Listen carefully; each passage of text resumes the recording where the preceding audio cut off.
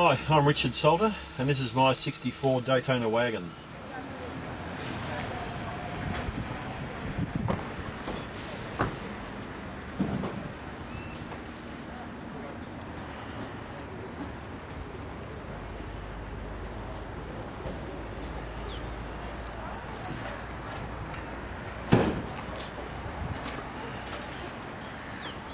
I first bought this car, I think it's about 4 years ago. It was between Christmas and New Year when I received a phone call from Jim Quigley, a local member, and he knew of a station wagon for sale.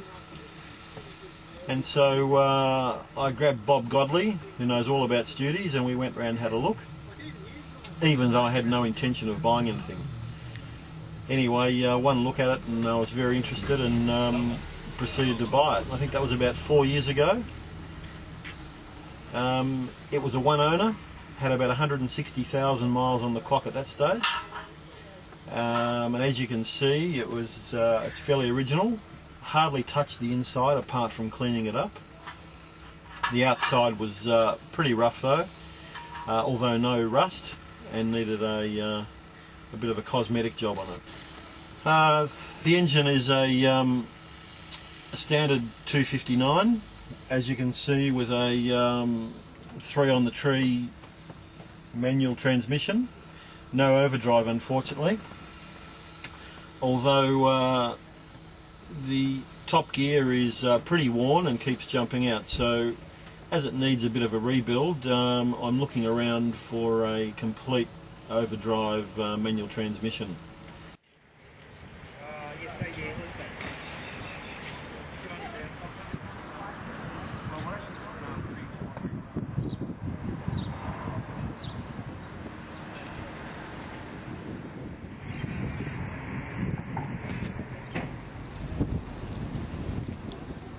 As I said, it was pretty rough on the outside, mainly cosmetic, and pretty original on the inside.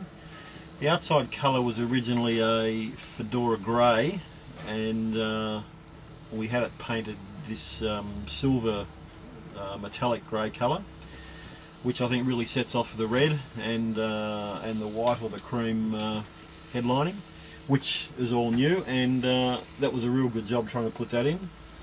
Bob Godley helped me with everything here. He's just a mine of information. As I said, putting that headlining in was a tough job. It took us probably together about 4 hours to actually do it.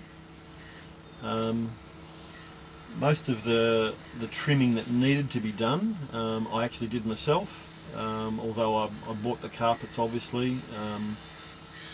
But the rest of the stuff, if you look closely, you'll see it's not a professional job, so Michael, don't look too closely. What else? The rest of it was really just a thorough clean. One thing, this back seat here, when I bought it, the owner promised me that no one had sat on it for the last 35 years, and as you can see from the condition, that was probably correct. From start to finish, it probably took about a year, I guess. The main problem there was we told the painter, the panel beater painter, that there was no hurry, and so when I was ready to go and do a lot of stuff, I didn't have the car because he hadn't started it. So I reckon it was in the paint shop for about 6 or 8 months with no work being done on it. But when we finally got it back, it probably took only about another 3 months before we had it back on the road.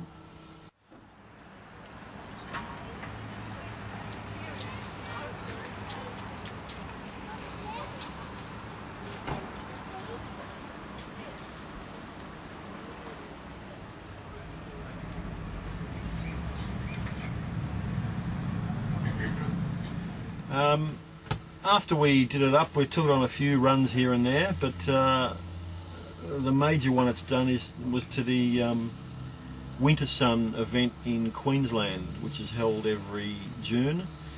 My wife and I were going up there to have a look at the hot rod shows and the rock and roll shows, but Sue didn't particularly want to come in the car with me, so a mate and I had a road trip for 3 days while the girls flew up to Queensland.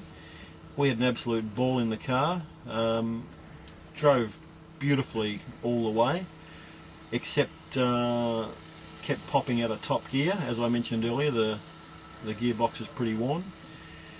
The next big trip hopefully is to Perth in 2011, but hopefully by then I'll have an overdrive transmission, and we'll get great fuel economy on the trip over, and it'll be smooth driving.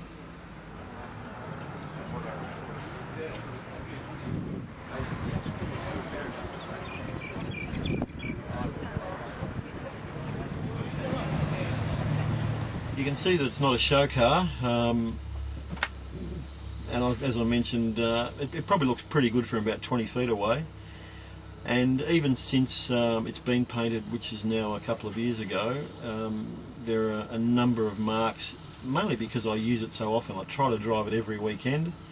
Because it's a station wagon, my daughter, who doesn't live at home, is on the phone. Dad, can I pick this up for her? Dad, can I do that for her? Cart some stuff in the back. So it has become a bit of a regular use vehicle. It's not just for concourses and car shows. I really love driving it on weekends.